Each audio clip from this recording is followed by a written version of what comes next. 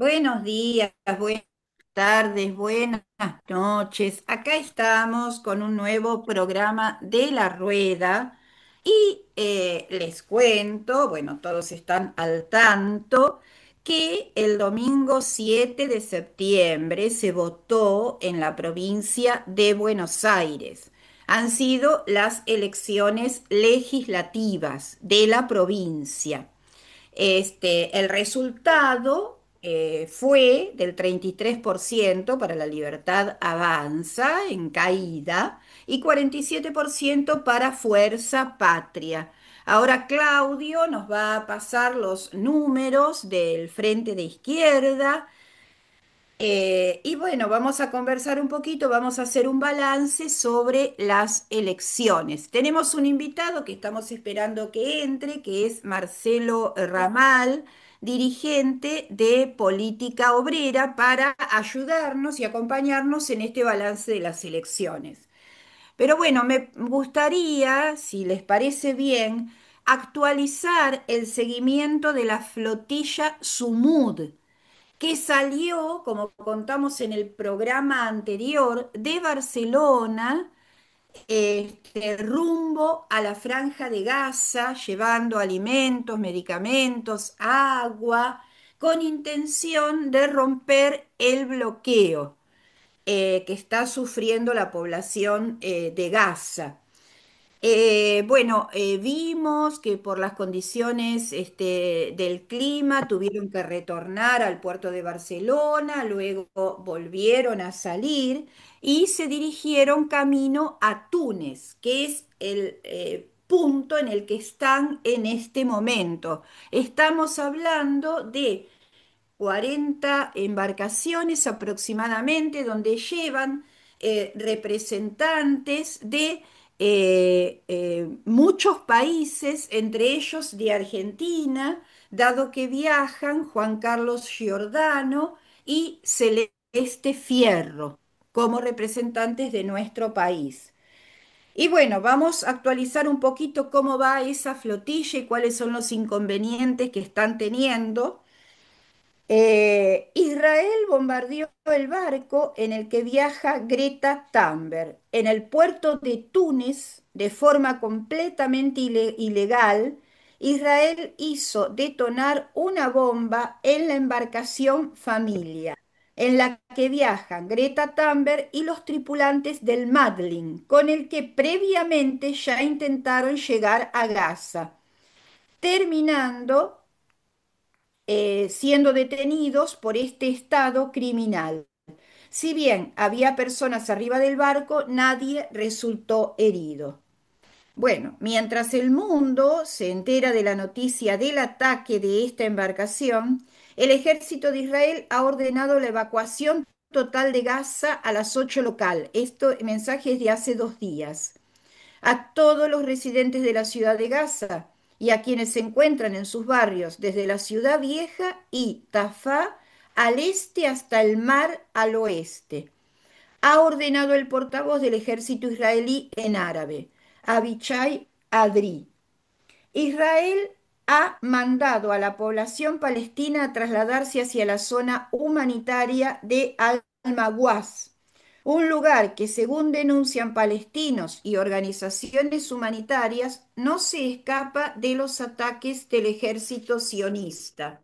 Y bueno, y vemos reiteradamente miles de habitantes desplazándose con lo poco que les queda, con lo que tienen, ahora en este caso hacia el sur, nuevamente.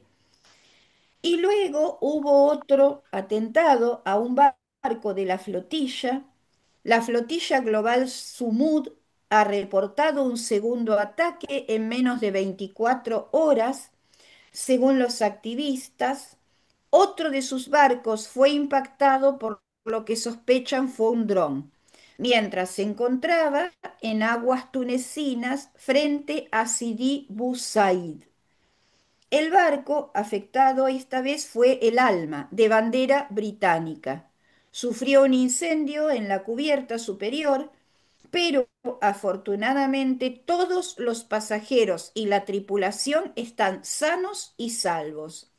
A pesar de los incidentes, la flotilla reafirmó su compromiso. Nuestra travesía pacífica para romper el asedio ilegal de Israel a Gaza avanza con determinación y resolución. O sea que ya están camino a Gaza saliendo de Túnez, porque esto fue entre 2 y 1 día, estas últimas novedades.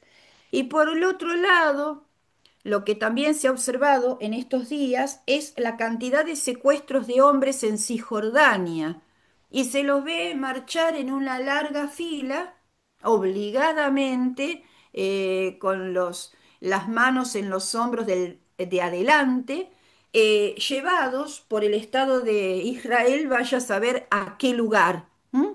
Están secuestrando hombres en Cisjordania.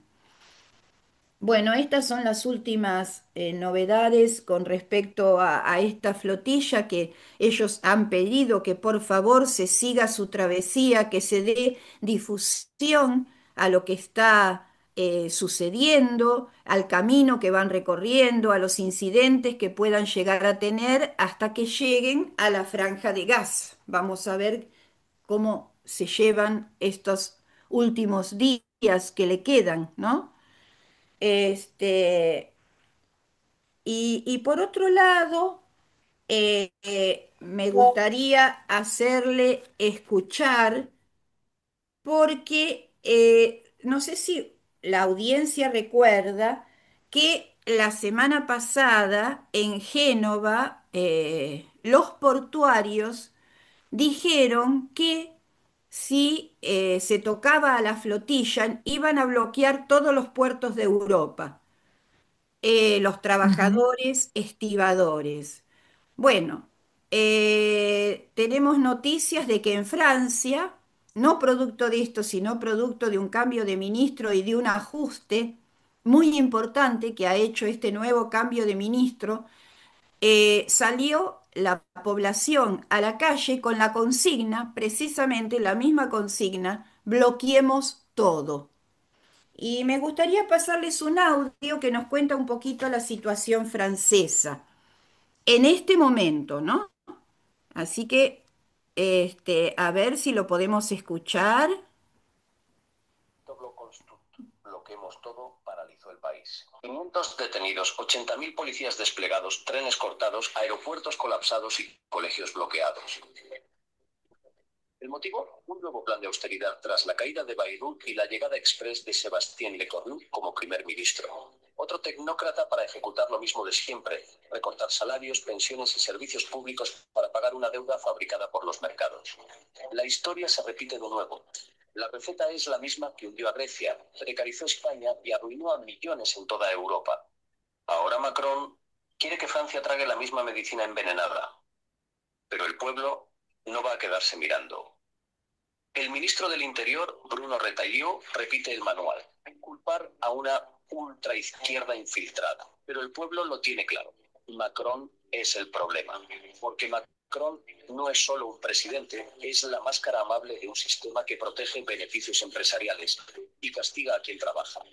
Cuando un Estado necesita 80.000 policías para imponer recortes, no está defendiendo la ley, está defendiendo al capital.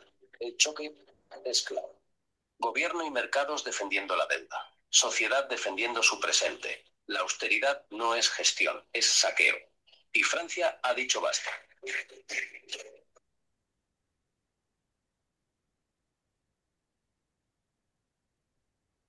Bueno, esta es la situación de Francia en este momento. También a nivel internacional, lo que en estos últimos días se ha visto es en Nepal que la población hizo caer un gobierno, ¿no? Toda la población en conjunto. Nepal es un país que está al norte de la India, entre la India y China, noreste. Está ubicado en esa región. Bueno, si les parece, conversamos un poquito, volvemos a nuestra tierra y conversamos un poquito sobre el resultado de las elecciones. Claudio, ¿podés ayudarnos con esto?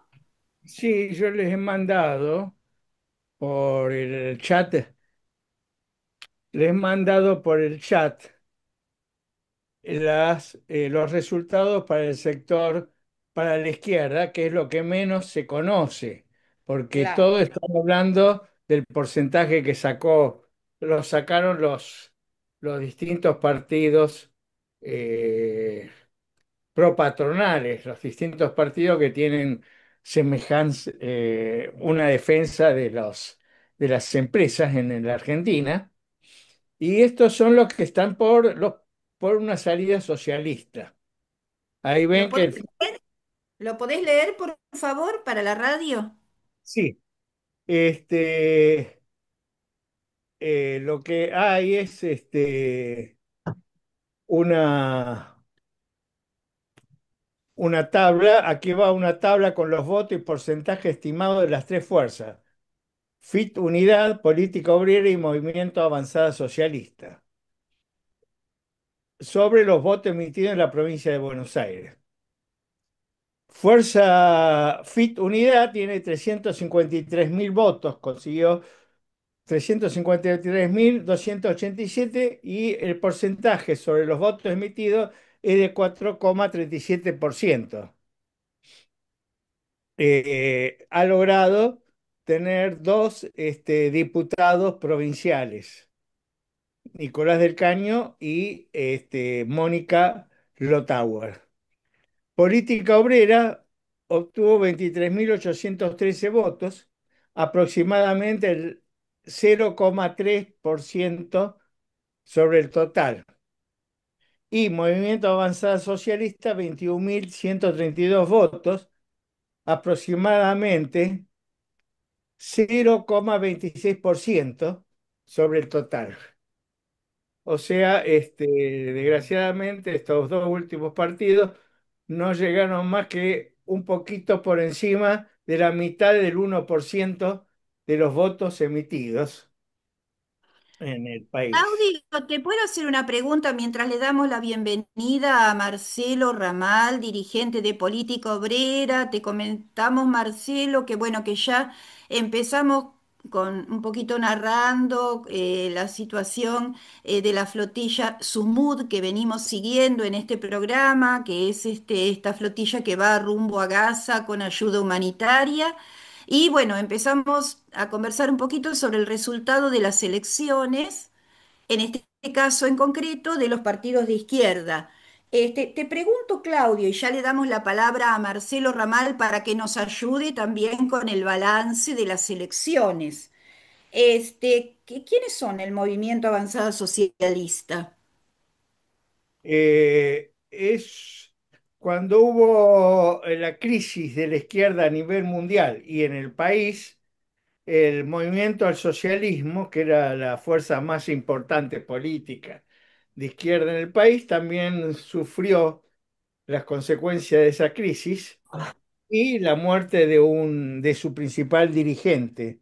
Eso llevó a una situación de separación en varios partidos. Actualmente hay una tendencia hacia la unidad, hacia la centralización de todos esos partidos, más la unión de el partido, el PO, eh, el Partido Obrero, que se unió y formamos un frente que se llama Frente Izquierda de los Trabajadores Unidad. ¿Y pero quién quedó ahí en el Movimiento de Avanzada Socialista entonces? No recuerdo. Ah, bueno, por ahí Marcelo nos puede aclarar. Bueno, bienvenido, Marcelo, dirigente histórico de Política Obrera. Te agradecemos que nos acompañes en este balance de las elecciones. Si nos podés también hablar un poquito de cómo se caracteriza este gobierno en la actualidad. Y bueno, ¿y cuáles son las perspectivas a futuro? ¿Cuál es el rumbo? Hemos visto que luego de perder las elecciones en provincia, las legislativas, Milei vetó el presupuesto universitario, veta la emergencia pediátrica, vetó los ATN, que son los aportes del Tesoro Nacional a las provincias, es decir, sigue derecho en su política de ajuste, como en Francia. Estábamos también escuchando un audio sobre la situación en Francia, donde hubo toda una serie de movilizaciones, motivo justamente de un ajuste también. Te presento, Marcelo, al equipo. Bueno, mi nombre es Liliana, está Clelia, que es directora jubilada, Claudio, que también es profesor de la UBA jubilado, Marta, psicóloga, y Luisa, la directora de la radio. Eh, Así que bueno, nos va a gustar mucho escucharte. Bueno, mucho gusto, un saludo a todos. Y en relación a tu pregunta, Liliana, bueno, es indudable que la elección del domingo ha significado un golpe político de gran envergadura para el gobierno de Milei. La pretensión de que una línea de ajuste social, recorte del derecho del trabajo, de las conquistas jubilatorias, podía contar con un respaldo popular, ¿no es cierto?, en nombre de un presunto ordenamiento económico. Bueno, todo eso se ha derrumbado por la derrota y por la envergadura, ¿no es cierto?, de esa derrota. El resultado electoral acentuó una crisis económica y financiera que de todos modos estaba presente con anterioridad, ¿no es cierto? Sin duda.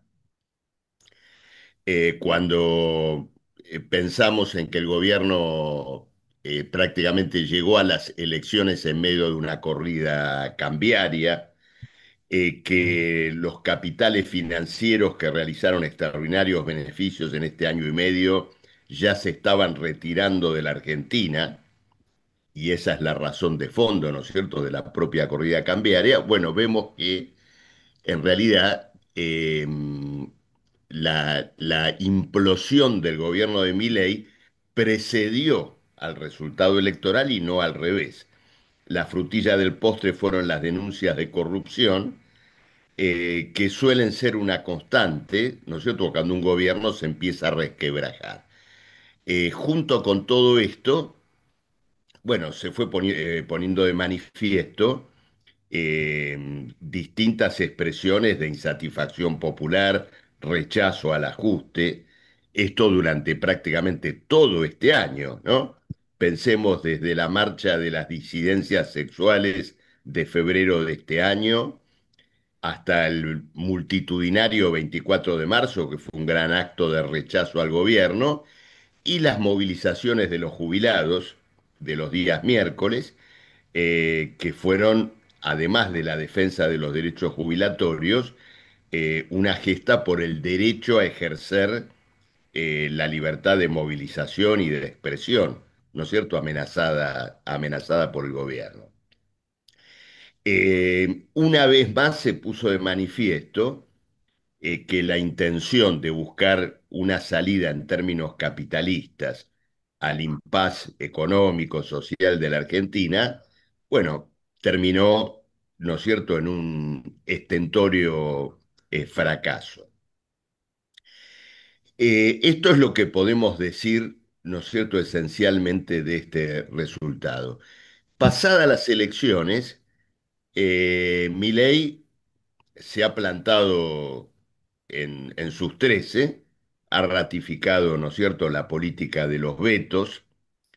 En cierto modo está obligado a hacerlo, porque teme fuertemente, más que la desautorización de las urnas, a lo que teme es a la desautorización del capital financiero. Y con los vetos, lo que refuerza es la idea que el pago de la deuda pública va a estar por encima de cualquier otra cuestión. Y en ese sentido es una poderosa señal a los acreedores.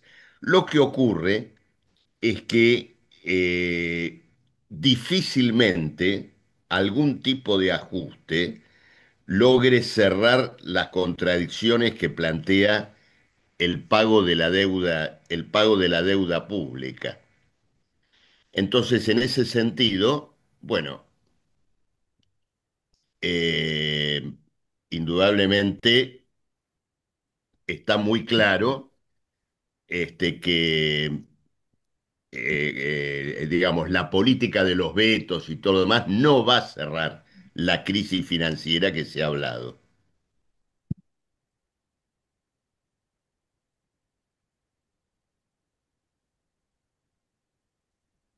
Sí, Esto es lo que en principio les puedo decir, ¿no es cierto?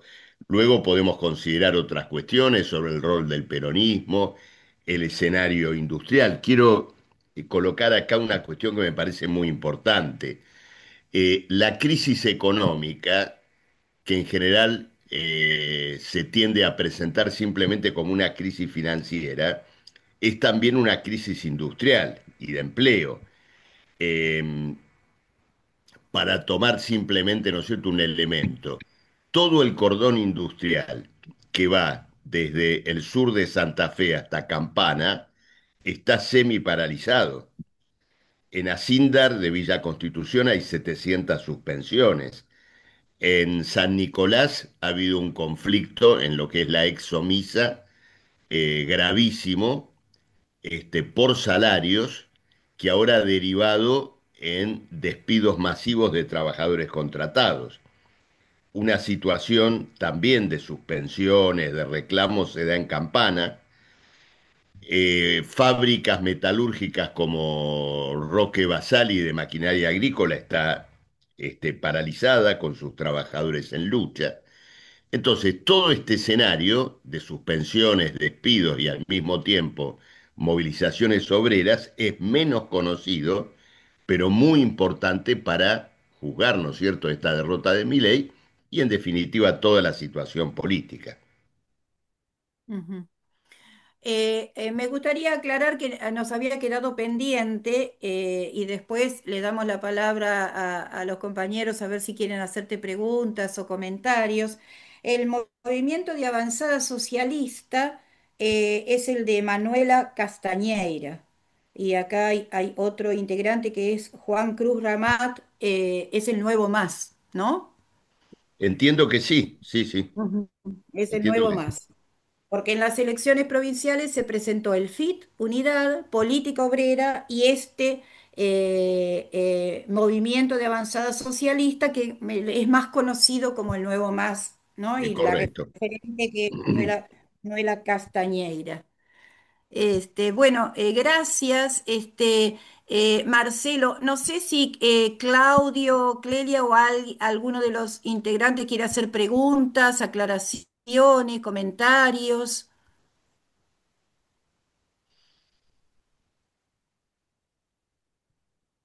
Hay que, Este, Clelia. permito a Claudio que estaba por hablar.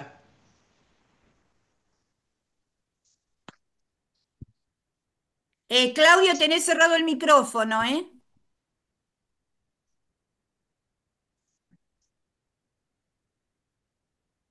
No, se me había corrido la pantalla. Clelia, tú Bueno. adelante, vamos. Sí, este, encantada, Marcelo, Un por gusto, tu Clelia. presencia. Me gustaría, si es posible, que pormenorizaras un poco, si podés, los conflictos industriales que están dándose de Santa Fe hasta el tercer cordón de la capital, como venías diciendo, porque no se Bien. conoce nada de eso. Bueno, algunos los mencioné. A ver, en tren de aportar mayor detalle, me parece lo más importante el conflicto de la ex Somisa, ¿no es cierto? Hoy la firma Ternium de Techín, que es un conflicto importante porque abarcó a los trabajadores tercerizados de esta gran fábrica, que probablemente sea la fábrica más grande de la Argentina hoy, ¿no es cierto? El número de trabajadores, pero que tiene eh, varios miles de trabajadores tercerizados dentro de la fábrica, es decir, trabajan para una empresa contratista que a su vez trabaja para Techint, ¿no es cierto? Ternium. Bueno, y estos trabajadores lo hacen en condiciones laborales y salariales inferiores a la de los trabajadores efectivos, ¿no es cierto? Aunque están formalmente dentro del convenio de la Unión Obrera Metalúrgica, pero en una suerte de categoría menor. Entonces, bueno, la huelga que duró más de 15 días y un conflicto que está abierto porque los reclamos no han sido satisfechos y continúan, aunque la empresa ha replicado con la cancelación de contratos a estas empresas, lo que equivale a despidos de más de 300 de estos trabajadores.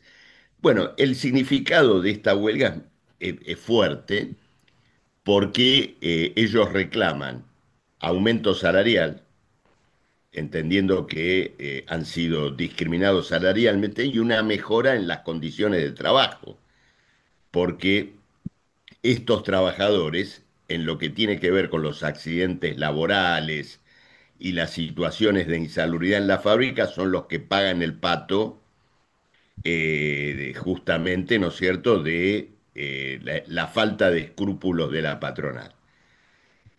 Entonces, es una huelga que tiene un significado político más allá de la huelga misma, porque ese modelo de tercerización laboral es el paraíso de Milei, es el paraíso libertario. La reforma laboral, la ley bases, ¿no es cierto? Todo lo que se ha votado en este tiempo apunta justamente a facilitar esa contratación laboral precaria. Y bueno, se ha salido a luchar, ¿no es cierto?, contra esta situación. Luego, en Campana se han producido también suspensiones de trabajadores, al igual que en Acindar de Villa Constitución. Bueno, Acindar es una fábrica que está muy ligada a todo lo que tiene que ver con la siderurgia para el mercado interno y la construcción. Hierro redondo, ¿no es cierto? Es decir, materiales que se utilizan para una construcción que, bueno, hoy se encuentra virtualmente, virtualmente parada. Entonces, acá se vincula, ¿no es cierto?, toda la recesión económica, ¿no es cierto?, con esta situación que sacude a la clase obrera. En el caso de Basali, es una fábrica que entiendo pidió la convocatoria de acreedores, y acá sucedió un hecho interesante porque viajó una persona del, podríamos llamar, del macrismo mileísmo, la legisladora Florencia Arieto, ¿no? Que creo que es del sector de Patricia Bullrich, pero que ahora, bueno, lógicamente apoya a Milei, fue a la fábrica, le dijo a los obreros que la fábrica estaba en crisis por culpa de ellos, por sus constantes reclamos. Y bueno, y fue literalmente corrida de la fábrica, ¿no es cierto? Le dijeron que se vuelva a Buenos Aires, expresando, ¿no es cierto?, indudablemente un estado de ánimo. Me parece interesante hacer esta radiografía, la completo con lo que están pasando, por ejemplo, en fábricas de Tucumán, de la industria textil, de la industria de confecciones, fábricas muy importantes que también están en este momento en conflicto por situaciones similares. Cuando a veces se dice que la población trabajadora asiste indemne, en silencio, inmóvil, ¿no es cierto?, a lo que está ocurriendo, Bueno, creo que no se quiere ver estos datos que indudablemente son importantes, ¿no es cierto?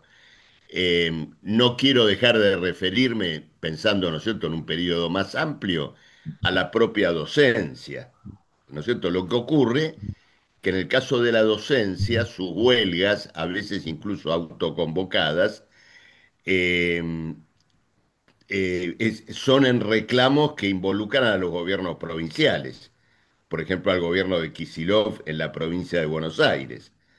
Y en este caso, en el caso de la provincia de Buenos Aires, se dieron a contramano de la propia dirección sindical del SUTEBA. Me imagino que ustedes esto lo conocen muy bien. Ujú. Bueno, gracias Marcelo. Claudio, ahí sí el micrófono. Sí, me parece muy bien este análisis. Eh, no tengo mucho que decir. Creo que empieza a moverse los trabajadores industriales y eso va a ser digamos, un movimiento de pinzas, Marcelo, entre las luchas populares que se dan con los universitarios, con los jubilados, este, con los maestros, este, también los trabajadores del sector público, el INTA, el INTI, los investigadores. este, si esto también se pliega, o sea, si esto avanza, estas luchas industriales, que yo creo que sí, están todos envalentanados por la derrota electoral que tuvo el gobierno. Ahora todo el mundo dice, no los queremos. Y veo que la gente en el país no lo quiere, que era muy distinto, yo no lo quiero, pero lo han votado todos. Ahora no lo votó nadie. Y eso es una perspectiva hacia el futuro muy buena. Esperemos que hoy, en la marcha que va a haber, del Congreso a Plaza de Mayo, que se confluyen un montón de organizaciones, sectores de trabajadores, podamos demostrar en la calle y seguir impulsando en la calle la verdadera lucha para tirar abajo lo que se llama el plan motosierra, Marcelo. ¿Qué te parece? Así es, efectivamente lo que vos decís es muy cierto, es decir, esta desautorización electoral, lógicamente va a animar, ¿no es cierto?, a llevar adelante este conjunto de luchas. Y esto tiene importancia porque en lo que tiene que ver por arriba, ¿no es cierto?, el mundo de los banqueros, de las finanzas, del Departamento de Estado, eh, a pesar de que indudablemente lo están mirando de reojo a Milei, y cada vez, ¿no es cierto?, con mayor recelo, no le van a soltar la mano fácilmente. Y esto se está evidenciando. Ustedes habrán visto que el día martes, ¿no? El Fondo Monetario sacó un comunicado de apoyo a Milei, un comunicado explícito, y el comunicado tiene un sentido muy concreto, porque ustedes recuerdan que el gobierno, bueno, dispone de una suma de dinero importante eh, que viene de un nuevo préstamo de 20.000 millones de dólares, que ya fue parcialmente, ¿no es cierto?, girado al gobierno de Milei. Y ese dinero, bueno, en principio debía actuar, ¿no es cierto?, como una suerte de respaldo para que el gobierno mantuviera la paridad cambiaria. Ahora, es muy evidente que en lo que va de acá a las elecciones, el Fondo Monetario le ha dado vía libre al gobierno para que use esos fondos con el objetivo de tratar de sostener una ficción de estabilidad. Estabilidad dentro de lo que ya ha sido una devaluación de la moneda, porque hoy el dólar está por arriba de los 1.400 pesos. Ya se ha producido una devaluación. Entonces, el hecho de que ahora se diga que el gobierno está timoneando la crisis tiene que ver con este auxilio financiero extraordinario que el gobierno está quemando, está, ¿no es cierto?, arrojando dólares por la ventana para sostener la situación, al menos hasta las elecciones, y naturalmente a sabiendas de que ese nuevo préstamo del FMI reforzará la carga de la deuda pública argentina a futuro, ¿no es cierto? Inexorablemente. Por otra parte, acá hay un elemento internacional que hay que tener en juego. Porque ustedes recuerdan cuando Milei ganó las elecciones, cuando viajaba a distintos países del mundo, a España, a Estados Unidos, a visitar a sus amigos de la Internacional Negra derechista. Bueno, Milei se había transformado en el ícono de, el fascismo internacional. Era el ejemplo de cómo podía alcanzarse un respaldo popular para una política reaccionaria, antiobrera en todos los sentidos. Del mismo modo, la caída de Milei, en principio su declinación, este derrumbe político, es un golpe a esta ultraderecha internacional, Eso es muy como lo es importante. también, ¿no es cierto?, la condena a Bolsonaro en el día de ayer. Mm. Entonces, ¿qué ocurre? Trump no va a aceptar ese derrumbe gratuitamente. Milei es un aliado en lo que podríamos llamar un escenario de guerra internacional, en un momento en el cual estamos asistiendo, bueno, el conflicto en Ucrania con Rusia, que no se ha cerrado, las crisis políticas en el África subsahariana, pero sobre todo la crisis de Medio Oriente y el genocidio que se perpetra contra la población de Gaza. Bueno, Milei es un aliado de todo el bloque político comandado por Trump y Netanyahu.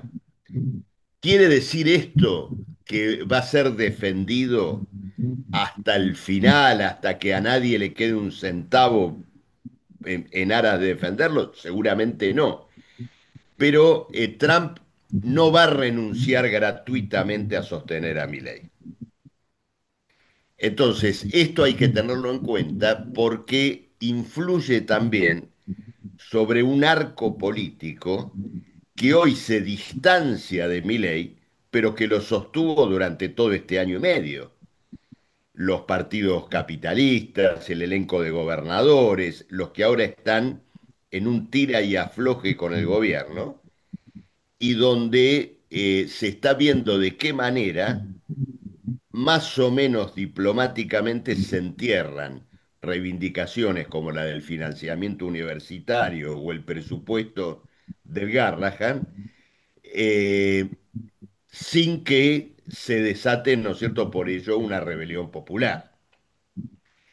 Cuando uno confronta las discusiones entre bambalinas de Puyaro, el peronismo, Guillermo Francos, etcétera, con esta acción obrera en Santa Fe, en el sur de Santa Fe, en el cordón industrial del norte de la provincia de Buenos Aires, bueno, tiene claro que una verdadera derrota de esta política ajustadora y reaccionaria va a tener que reposar en la clase trabajadora y no en los que hasta ayer eran aliados de Milei y hoy están buscando cómo se demarcan frente a la crisis, ¿no es cierto? Ujú. Marta, Luisa, ¿alguna pregunta, algún comentario? A mí me quedó todo muy claro. Para responder la pregunta de Claudio, ¿no? Se te escucha muy bajito, apagá la imagen. porque así te oímos. Mira, por ahí estoy lejos del celular. ¿Ahora me escuchás? Sí, ¿Ahora? ¿Me sí, ahora escuchan? sí. Sí. Claro, porque en realidad la pregunta es, o sea, mi ley está al servicio de otros intereses, ¿no? O sea, es un presidente argentino, pero no es argentino, no gobierna para los argentinos. Como que el pueblo ha ido tomando conciencia de esto. La pregunta es si realmente lo que quieren es que se pague la deuda o destruir el país. ¿Mm? O sea, tomar poder sobre el país y destruirlo. Y bueno, creo que la gente tomó conciencia de esto, se ha dado cuenta y empezó a cambiar. Ahora, bueno, Está bien, Marta, gracias. no Luisa, quiero. Gracias, Lili. La verdad que la invitación del querido admirado Marcelo Ramal me pareció súper importante porque tiene una claridad, ¿no? Para ubicarnos en el contexto que estamos viviendo los argentinos, eh, que le agradezco, sinceramente le agradezco, Marcelo, su presencia aquí en Radio Conciencia Top New y que no sea la última vez, por supuesto. No, por favor, Muchas por favor. gracias. le tenemos que agradecer al profesor Walter Sánchez, que el Bien. profesor de historia, que también forma parte del equipo, pero que nos acompaña de vez en cuando. A mí me parece muy importante esto Bueno, que dice Marcelo, de que, bueno, ahora ya no se lo puede poner a Milei como ejemplo de la extrema derecha a nivel internacional, por más apoyo económico que le dé Trump, porque la situación se juega aquí dentro, ¿no? A mí me gustaría, si no hay ninguna otra pregunta, si, digamos, en esta composición de lugar, podés un poquito hablar de los distintos actores. Tenemos, por un lado, el peronismo, ¿no? El peronismo se ha unificado, por eso ha ganado elecciones. Tenemos la población en el medio, es decir, población sin trabajo, población sin salud, sin educación, trabajando y que no llega a fin de mes, es fundamental como actor, ¿no? Las condiciones que estamos pasando todos y hacia dónde vamos a ir. Y después está la izquierda, que como nos contó Claudio, en las elecciones en provincia se presentaron tres sectores, ¿no? Por un lado el FIT, por el otro lado Política Obrera y por el otro lado el Nuevo Más. ¿Cómo interjuegan esos actores? ¿Cómo lo ves? ¿Y cuáles serían los posibles desenlaces? Porque acá está bien, apoyo de Estados Unidos, Fondo Monetario, pero ¿hasta cuándo va a aguantar la población y hasta cuándo no va a haber un estallido? Ya lo hemos tenido en nuestra historia en otras oportunidades, ¿no? El último, bueno, tan importante fue el del 2001. bueno, es una pregunta bastante extensa, ¿no es cierto? Y Sí, ya compleja, pero sé. voy a Un tratar resumen. Sabemos de, que te tenemos hasta las 10, ya eso ya nos avisó. no, no, vamos a tratar de redondearla, ¿no es cierto? Miren, acá el problema más importante es el siguiente. Cuando asistimos a una crisis de esta magnitud, digamos, vamos a tratar en primer lugar de caracterizar el fracaso de Milei, ¿no es cierto? ¿Qué fue el gobierno de Milei? Esencialmente, en su núcleo, ¿no es cierto?, económico y social, fue una tentativa de rescatar a la deuda pública argentina. Una deuda gigantesca, insostenible, que ya abarca más del 120% del Producto Bruto Interno de la Argentina. Y el gobierno de Milei y de Caputo fue un intento de darle garantías a los acreedores de la deuda pública de que esa deuda se va a pagar. La garantía, como ocurre con toda deuda pública, es el presupuesto nacional. Y dentro del presupuesto nacional, bueno, recortar los gastos sociales hasta lo indecible para reunir los recursos y pagar esa deuda. Fue lo que hizo Milei. Cuando él asumió, un banquero en un simposio que se hizo al poco tiempo, ¿no es cierto?, de él asumir, un banquero en Estados Unidos, en un simposio, en un seminario, dijo lo siguiente: señores, compren títulos de la deuda pública argentina porque su presidente acaba de reducir el poder de compra de los saberes jubilatorios en un 30%. Es decir, un gobierno que es capaz de hacer eso es confiable para los acreedores de deuda. Esta operación fracasó y lo que cabe preguntarse es si los que ahora aparecen como alternativa tienen un programa antagónico a este o no. El peronismo ganó las elecciones de la provincia de Buenos Aires, pero no presentó un programa. Simplemente, bueno, apareció recogiendo el rechazo de la población hacia Milei y Caputo, pero nadie puede afirmar que tenga un programa antagónico a este que consiste en el pago de la deuda pública, en sostener las relaciones sociales que han llevado a la Argentina hasta esta crisis. Como demostración de que no tiene un programa alternativo, particularmente en la provincia de Buenos Aires, la orientación del ajuste nacional se transfirió con los docentes, con los trabajadores de la salud. Yo participé de la campaña electoral en la provincia de Buenos Aires, visité los policlínicos de La Matanza, donde las enfermeras cobran 700.000 pesos de salario por mes. Y la provincia tiene recursos, tiene grandes patrimonios en materia de suelo, en materia de gran industria, pero el ajuste de la provincia se llevó adelante sobre los trabajadores. Entonces el peronismo no tiene un plan alternativo.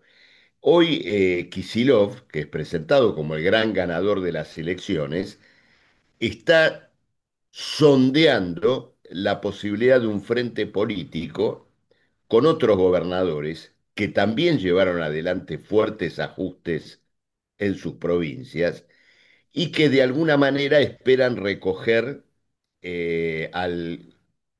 lo que sería el descarte del gobierno de Milei. ¿Pero con qué programa?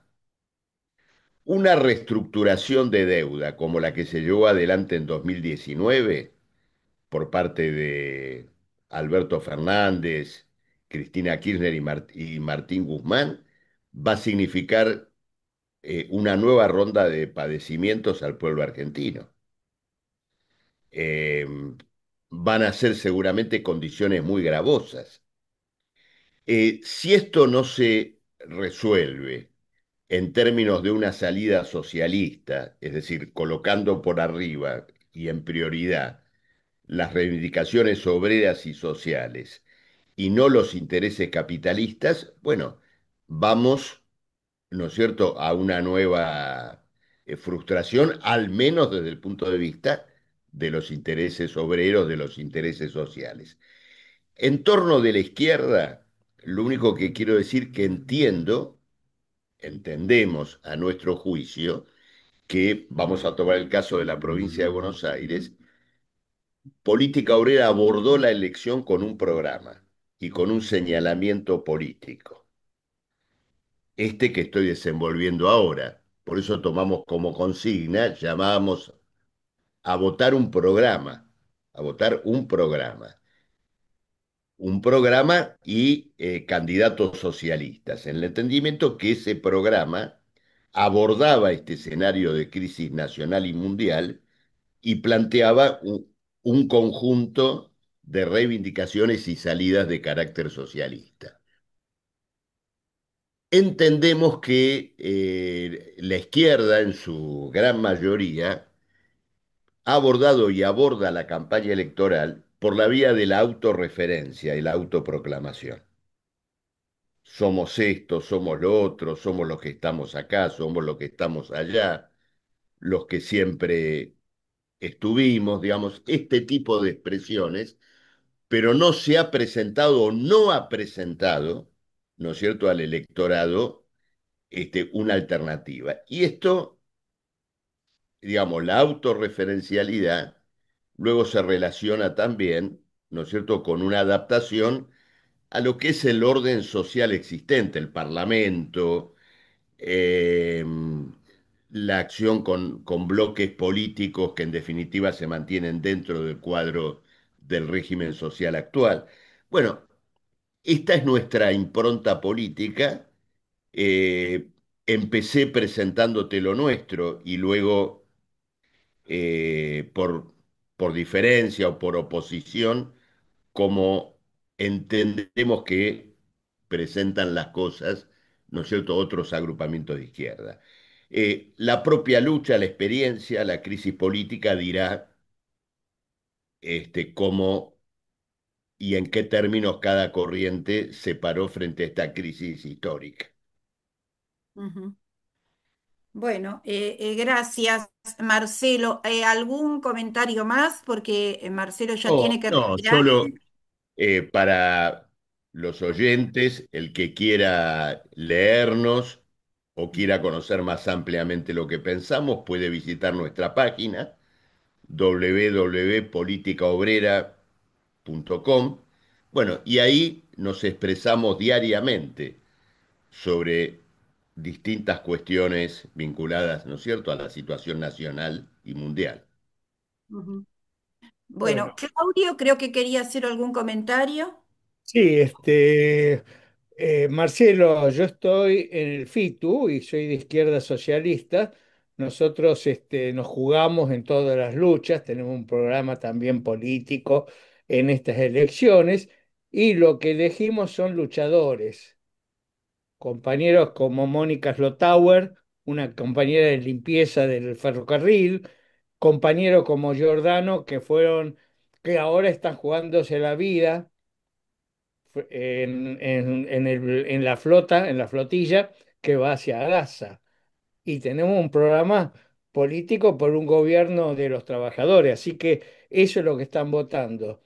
Y bueno, eh, queremos un gobierno de los trabajadores y queremos seguir construyendo una alternativa política frente a los gobiernos patronales. No hacemos ninguna alianza con ninguna patronal Mm. y con ningún partido patronal. Y sí sabemos que Política Obrera va a estar también en la lucha junto con nosotros y con otros partidos políticos, junto a los trabajadores. Nada más. Bueno, ¿algún otro comentario? Si no, te agradecemos tu No, participación. gracias a ustedes. Soy yo el agradecido por haber podido, digamos, participar de este espacio. Y bueno, cuando quieran, en el momento que lo juzguen oportuno, nos comunicamos y estamos al habla, ¿eh? Muchas gracias, Marcelo. Gracias a ustedes. Gracias. Continuamos nosotros un poquito más. Sí. Bueno, hemos tenido entonces importantes representantes de la izquierda en estas últimas semanas previas a las elecciones legislativas provinciales. Tuvimos a Pablo Busch de Política Obrera, a Mónica Eschlotauer de Izquierda Socialista, a Romina del Pla del Partido Obrero. Y ahora lo tuvimos a Marcelo Ramal para comenzar a hacer un balance de las elecciones. Eh, a mí me gustaría, porque yo estuve anotando algunas reflexiones que bueno, Clelia las estuvo leyendo también, porque acá nos ha hecho un importante análisis político y económico, Marcelo. Pero bueno, como ustedes saben, las reflexiones que yo hago tienen más que ver con lo psicosocial. Porque bueno, me parece que los fenómenos sociales y políticos y económicos también, hoy la ciencia indica que son muy complejos y que no alcanza una sola perspectiva para poder analizarlos, sino que tiene que haber un cruce de distintas disciplinas, de distintas miradas como para poder comprenderlos, ¿no? Me olvidaba de nombrar que también tuvimos a referente de la FARC, que es la Federación Anarquista de Rosario. ¿M? Ellos se manejan por federaciones de distintas provincias. Así que si me tienen un poquito de paciencia, les leo, ¿les parece? Me van a tener que... Es cortito, es una hoja. Bueno, el domingo 7 de septiembre se llevaron adelante las elecciones legislativas en la provincia de Buenos Aires, en las cuales también se eligieron concejales por municipios y consejeros escolares. Votaron 14 millones de bonaerenses. La Libertad Avanza sacó el 33% de los votos, mostrando así una caída estrepitosa. Con los límites que tienen las elecciones, esta en particular sirve para mostrar en números el inicio de la caída de un gobierno. En este sentido, más que una elección legislativa, fue un plebiscito. Observando este proceso, me pregunto, ¿no?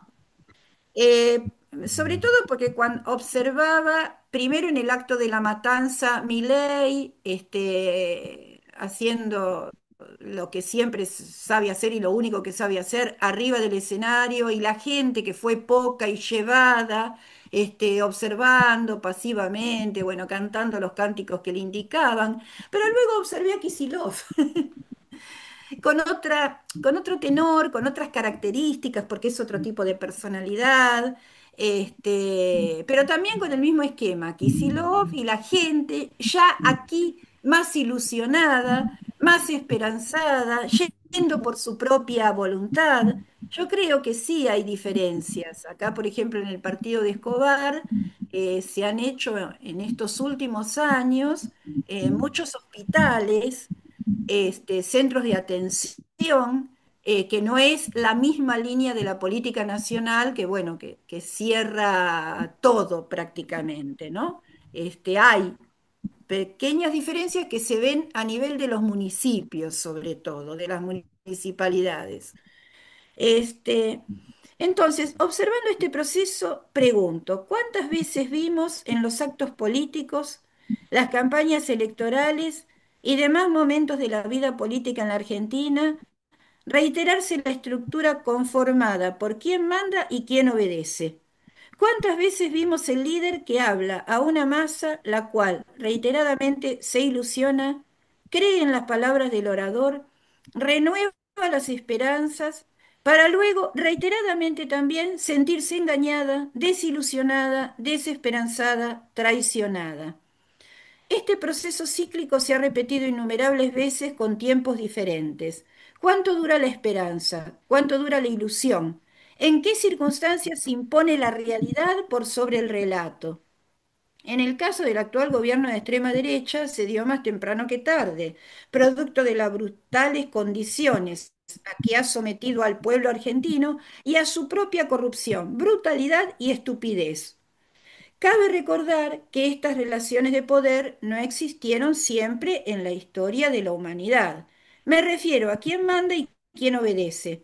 Se construyeron hace aproximadamente entre 4.000 a 6.000 años a partir de la gran primera revolución tecnológica que fue la agricultura y la domesticación de animales, las cuales posibilitaron la existencia de un excedente de producción.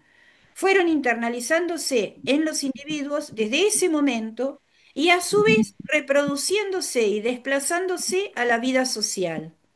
Cabe recordar que en forma paralela a la división en estratos sociales se instauró el patriarcado. Hecha esta aclaración, volvemos a la situación nacional, donde importantes sectores de la población han y siguen luchando inquebrantablemente en contra de este gobierno.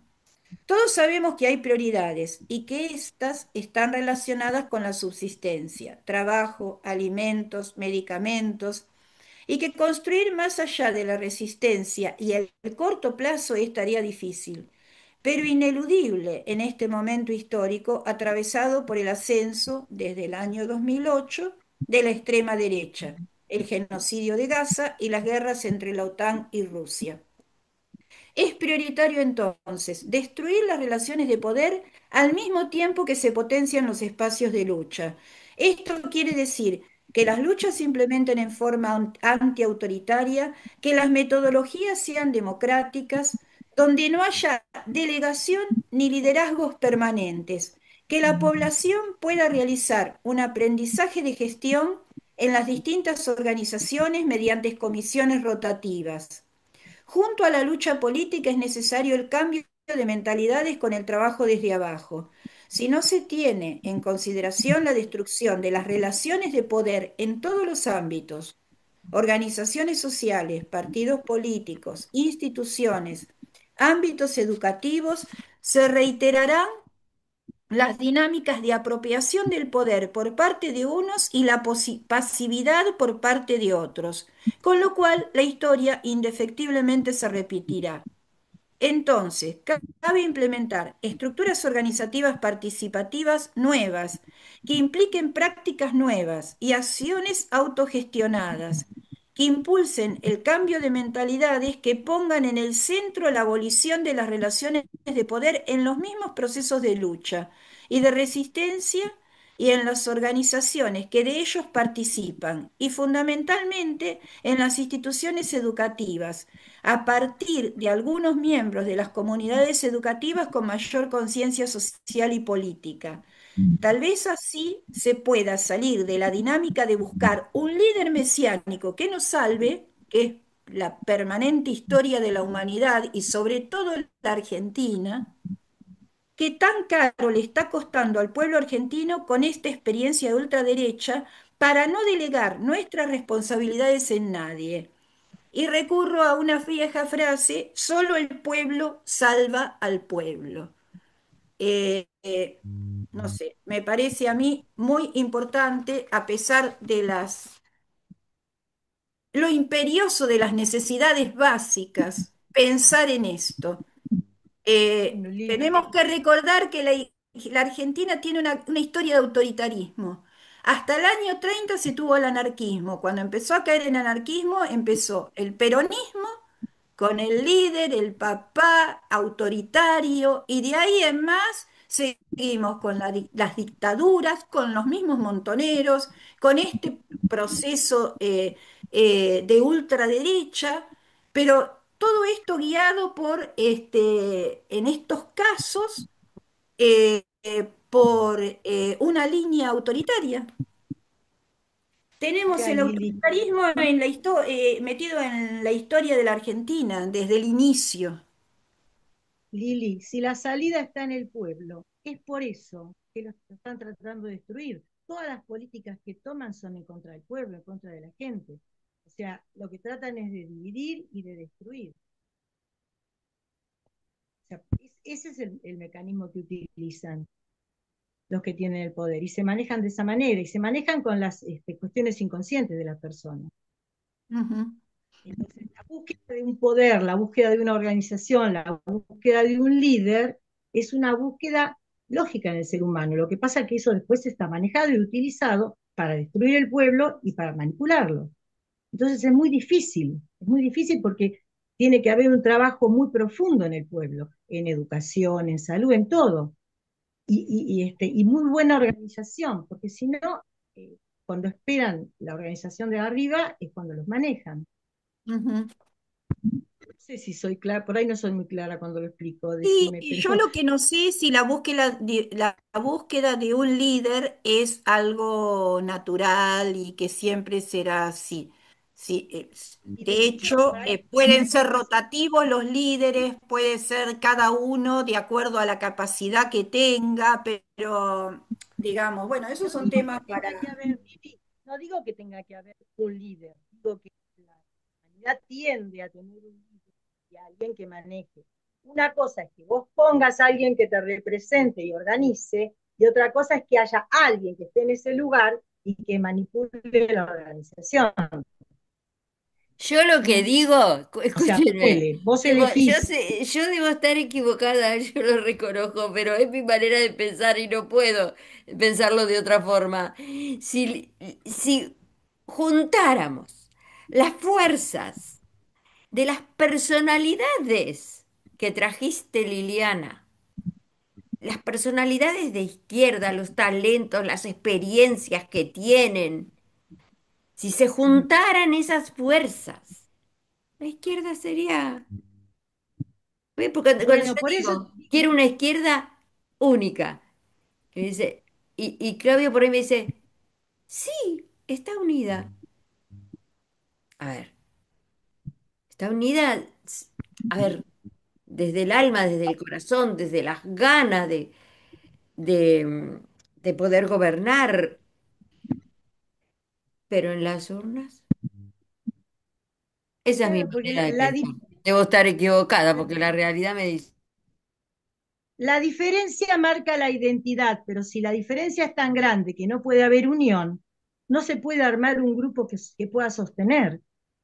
O sea, si yo para diferenciarme tengo que ser siempre opositor y no puedo buscar cosas en común, no se puede trabajar en equipo. Para un equipo hay que encontrar cosas en común. Entonces, eso es lo que falla. O sea, generalmente el grupo se divide porque se apoyan cuestiones distintas y se lleva a conflicto. No pueden trabajar así. Lo que dice Luisa es que ¿por qué no se unen y hacen algo en común? ¿Qué es lo que pasa? Eso es lo que tienen Bueno, que cuestionarse.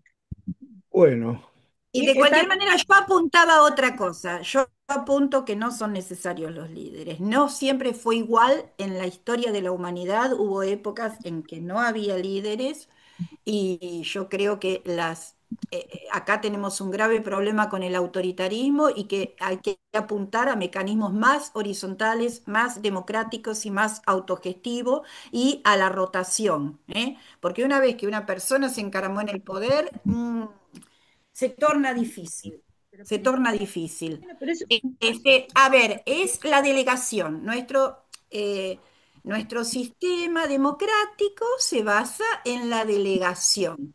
Uno vota cada 4 años, cada 2 años en las legislativas y es el único poder que tiene la población. Luego lo delega y con ese poder el que está en el gobierno hace lo que le parece. Es el sistema de delegación que tenemos. En cambio, hay otros sistemas que se han implementado, no mayoritariamente, pero en algunos momentos en la historia, en donde las decisiones y todas las situaciones fueron manejadas por la población en asambleas, con el mecanismo típico de las asambleas, o sea, sin delegación, con asambleas y con autogestión.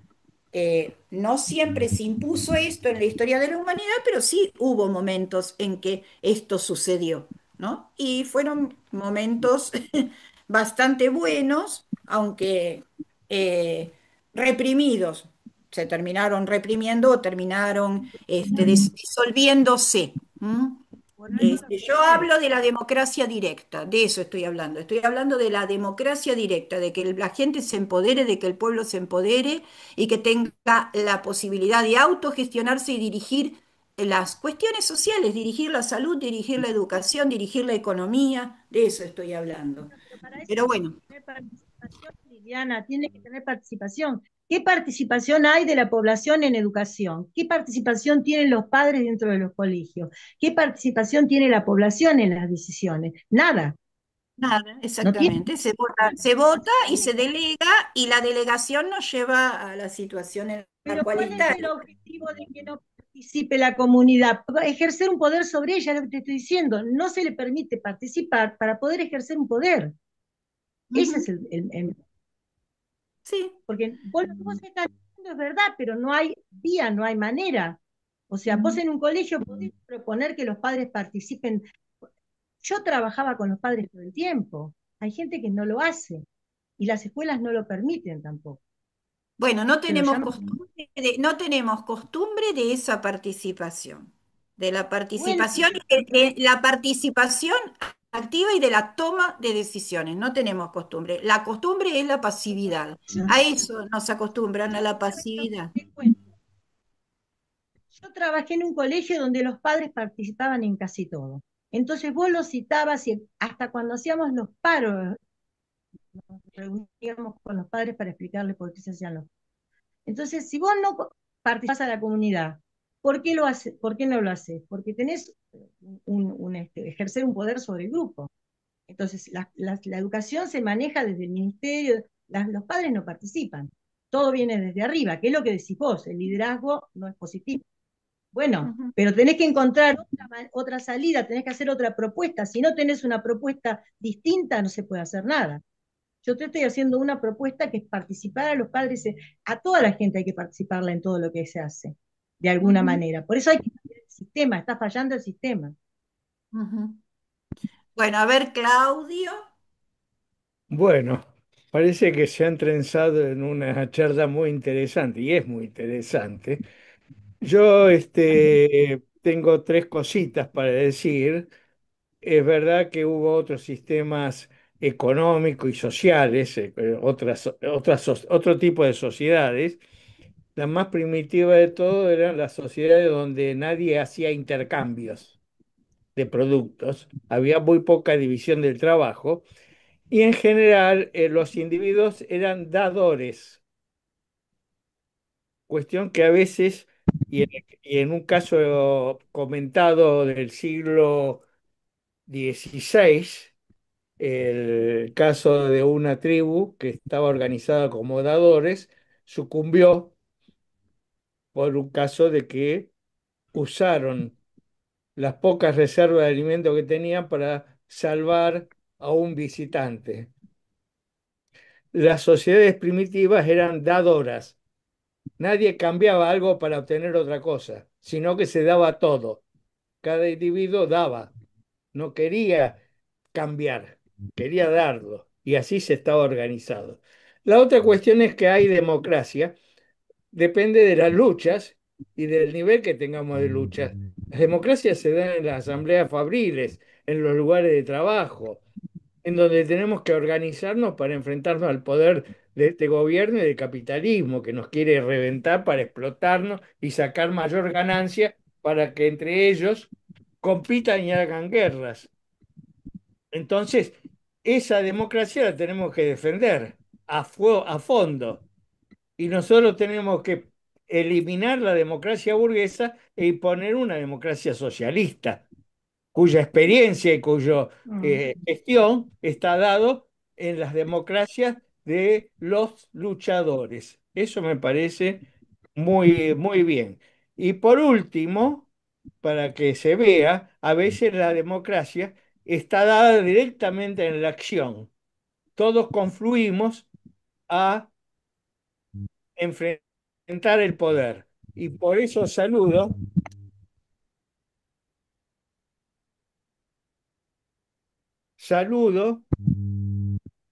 a los luchadores y el alzamiento del pueblo de Nepal, Ujú. que demostraron en las calles la mayor democracia, destruyendo a un gobierno, persiguiéndolos a ellos, al nepotismo del gobierno de Nepal, tirándolos al agua, quemándoles la casa del gobierno y el parlamento, e irlos a buscar casa por casa a esos funcionarios. Por eso, ahí tenemos un ejemplo de democracia, un ejemplo de lucha para enfrentar el poder. No sabemos qué va a pasar, pero ese es un ejemplo. Y tenemos otro ejemplo de los trabajadores de los puertos en Italia, en Francia, de las movilizaciones que se vota, que se discute por las redes, por todos lados, y eso es lo importante. Eso es fuerte. Tenemos también la democracia de los que van navegando hacia Palestina, hacia la Franja de Gaza. ¿eh? Enfrentando lo que no es una democracia, sino una dictadura del capitalismo cruda, siniestra, que apoya a un genocidio moderno de este siglo, el más horroroso genocidio que se está produciendo. Nada más. Muy bien, Claudio. La democracia es actividad, es participación y es salir del rol pasivo de la delegación. Yo estoy absolutamente de acuerdo. Tomar Y hay que estar atento, atento en las instituciones y en los distintos lugares, porque en los momentos instituyentes, momentos democráticos, momentos más horizontales, hay que estar atento cuando ese proceso se transforma y hay alguien que quiere encaramarse en el poder. Eso en la dialéctica esta entre instituyente e instituido y vuelve a repetirse y a ser todo lo mismo. Entonces tiene que haber control también. Es democracia, es participación, es actividad y es control, ¿no? Porque siempre va a haber alguno que va a querer quedarse con lo que no le corresponde y encaramarse en el poder. Eso sí, es así. Porque tenemos demasiada sí, sí, internalizadas en nuestras cabezas estas relaciones de quién manda y quién obedece. Se han internalizado. No están solo afuera, están en nuestras cabezas también. sí, sí. Bueno, no sé si les parece que hoy hemos tocado temas bastante profundos, lo hemos tenido a Marcelo Ramal que nos ha hecho un importante análisis económico y un análisis político. Así que bueno, si no hay algún otro comentario, si les parece, vamos concluyendo.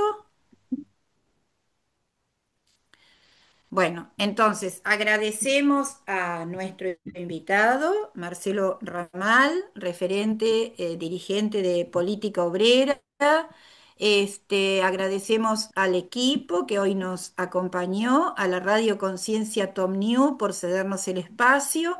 Recordamos el canal de YouTube de La Rueda, donde quedan grabadas estos programas, que es La Rueda-medio W4C. Y recordamos también, si bien este programa sale el domingo, ya se lo sube a YouTube hoy a la tarde. Hay una movilización del Hospital Garraham y de otros sectores educativos y de salud a las 3:30 de Congreso a Plaza de Mayo en contra del veto de Milei al presupuesto universitario, a la ley de emergencia pediátrica, a las ATN, que es el dinero que el gobierno nacional tiene que girar a las provincias, y bueno, y a ver si, bueno, y esos tres fundamentalmente que son los que votó Milei el día de ayer.